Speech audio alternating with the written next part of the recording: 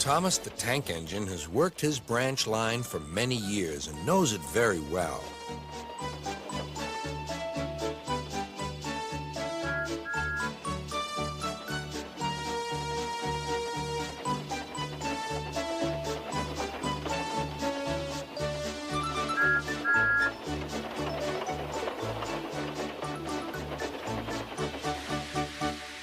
You know just where to stop, Thomas, laughed his driver. You could almost manage it without me. Thomas had become conceited. He didn't realize his driver was joking. Later, he boasted to the others. Driver says I don't need him now. Don't be so daft, snorted Percy. I'd never go without my driver, said Toby earnestly. I'd be frightened. Huh, boasted Thomas. I'm not scared. You'd never dare. I would then. You'll see. The next morning, the firelighter came. Thomas drowsed comfortably as the warmth spread through his boiler. Percy and Toby were still asleep. Thomas suddenly remembered. Silly stick in the muds, he chuckled. I'll show them. Driver said I could manage without him. I'll just go out and then I'll stop and whoosh. That'll make them jump. Thomas thought he was being clever, but really he was only moving because a careless cleaner had meddled with his controls. He soon found his mistake. He tried to whoosh, but he couldn't. He tried to stop, but he couldn't. He just kept rolling along. He didn't dare look at what was coming next. There was the station master's house. The station master was about to have breakfast. Horrors, cried Thomas, and shut his eyes.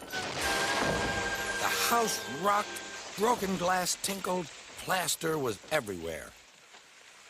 Thomas had collected a bush on his travels. He peered into the room through its leaves. He couldn't speak.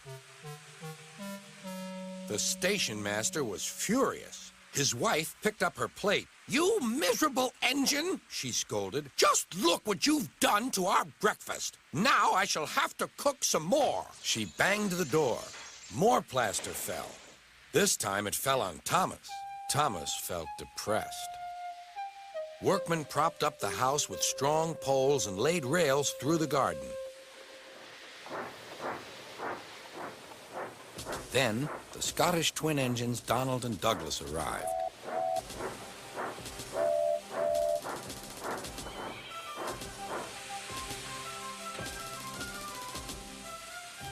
Dinna fash yourself, Thomas. We'll soon have you back on the rails. They laughed.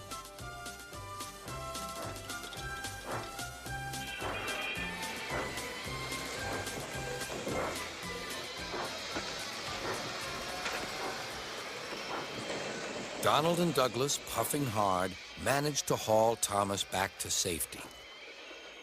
Bits of fencing, the bush, and a broken window frame festooned his front, which was badly twisted.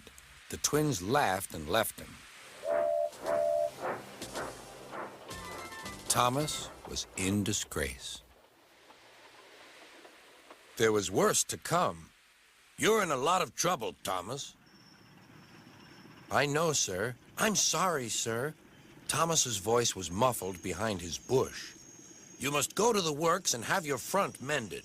It will be a long job. Yes, sir. Meanwhile, a diesel rail car will do your work. A diesel, sir? Thomas spluttered. Yes, Thomas. Diesels always stay in their sheds till they are wanted. Diesels never gallivant off to breakfast in station masters' houses.